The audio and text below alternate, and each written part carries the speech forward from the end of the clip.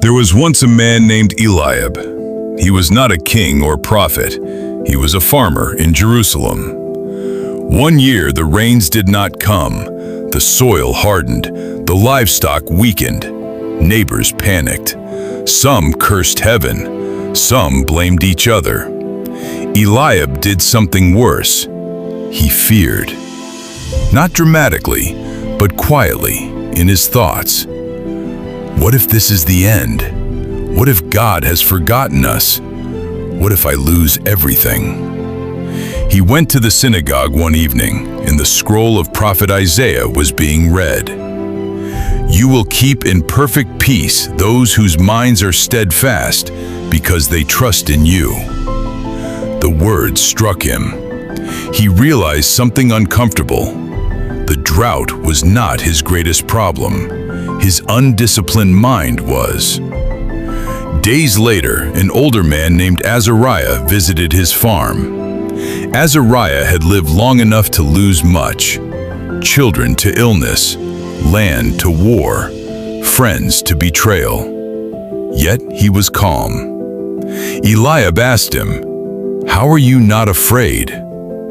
Azariah answered, "Because fear does not make it rain." Eliab thought of the story of Job.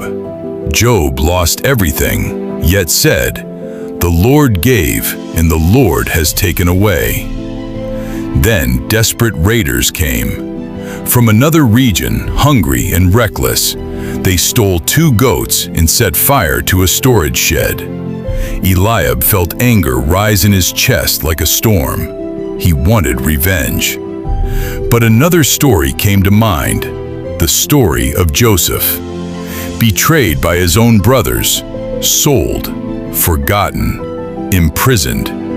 Yet when power finally belonged to him, he said, "You meant evil against me, but God meant it for good." Joseph refused bitterness. Stoic faith is not emotionless. It is disciplined emotion. He rebuilt the shed. Months later, word spread that enemies were gathering near the valley. The people trembled. Eliab remembered the story told in childhood: young David facing Goliath. David did not measure the giant against himself. He measured the giant against God.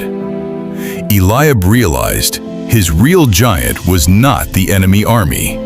It was the voice inside him that said, "You are not strong enough."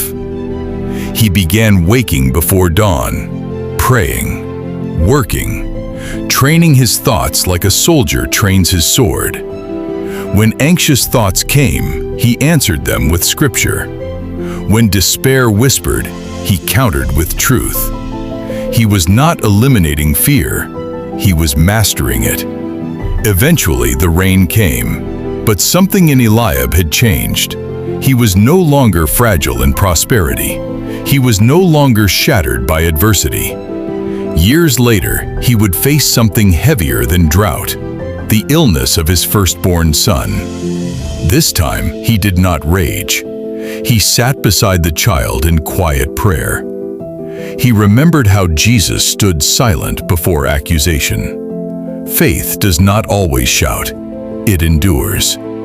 His son recovered, but even if he had not, Eliab had learned the deeper lesson. Peace is not the absence of suffering. It is the mastery of the soul under God. Eliab was never famous. His name was not written in royal records, but in heaven, his growth mattered.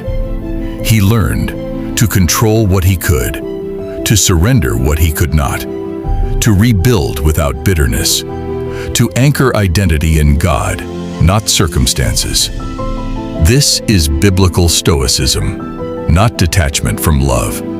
If you want unbreakable faith, stop chasing comfort. Start training your spirit. Pray before you panic.